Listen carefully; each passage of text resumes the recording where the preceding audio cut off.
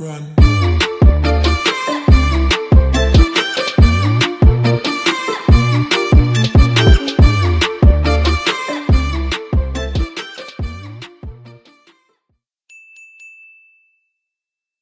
Of course, the Champions League quarter-final first leg. They travel to Old Trafford for that first leg.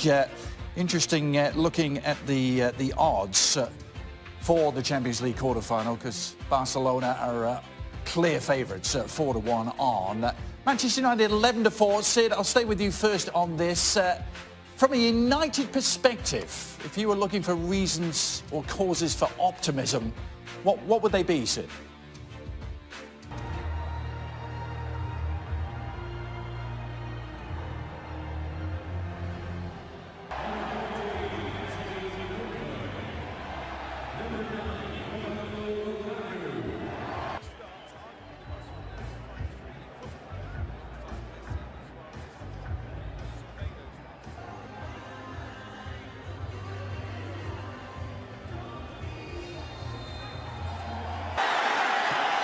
Great ball. Did that ball take a little bit?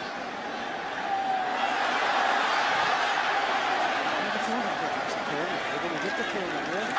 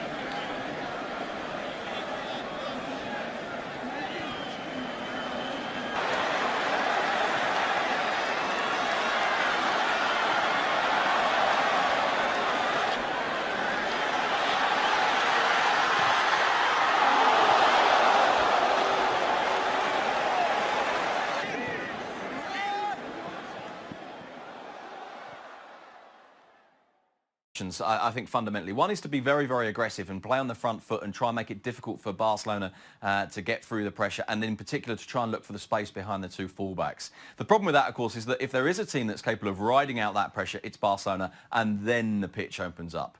Which, of course, brings you to the other option, which is to park the bus. To park the bus, frustrate, hope you can catch them on the break at some point. And of course, particularly with the pace of Rashford, Manchester United may well feel that that's the best way of going about it. Look for Rashford in behind the fullbacks with an early long ball and park the bus. I must admit, that's what I anticipate United doing. But you know, I say that as someone who follows Barcelona rather than someone who follows Manchester United. Ali, you follow both. From a United perspective, looking at this Barcelona team, what would be your cause for optimism for them? How can they hurt Barcelona? Well, I think that they can look at the times that Barcelona has struggled this season and how teams have made them look vulnerable. And the teams that have made Barcelona look vulnerable are those that are willing to say, you know what, we're going to absorb a lot of pressure from Barcelona. But the moment we get possession of the ball, we're going to get aggressive and we're going to get after Barcelona and we're going to test whether they can defend us in 1v1 situations over distance. We're going to test that Gerard Piqué is the defender that he is. We're going to test that space that Jordi Alba leaves wide open because he likes to add himself into the attack as often as he does. We're going to see if they can defend us in transition. If Manchester United is able to make this game about transition, that's when they have an opportunity. If it's about possession and technical ability on the ball and quality of players on the ball, this is all Barcelona all the time. But if it is about athleticism, Manchester United has an opportunity. Has a similar feel to the last round for United, where they were written off, weren't they, against PSG playing at home and lost the first leg badly at home? Yes, but this is a totally different kettle of fish. I totally agree with Ali. I think that the secret for United is yes, to try and absorb and hit him on the break. But the problem with United is this: if Lukaku plays and they hit him with that out ball, can he hold the ball up? Has he got that ability to hold the ball up? I'm not quite sure whether he has. Is it better to go into the channels with the likes of Lingard and the likes of Rashford? I would suggest that it's best to go that way. But most certainly, this game for Manchester United has got to be won. They've got to get on the front foot in that attacking third. Shaka, any optimism? Come on, the United fans are looking to you for some optimism. It's peak swine flu season in Catalonia. I'm really not sure where... Dodgy lasagnas? Yeah, I don't know where to look for optimism for Manchester United here. In all honesty, Manchester United are playing with house money. How they got through against PSG is anybody's guess at this point, especially if you just look at the football as opposed to the scoreline. They're here somehow or the other, nobody's quite sure. And at that time, let's remember, Manchester United were playing well, which we've not been able to say about Manchester.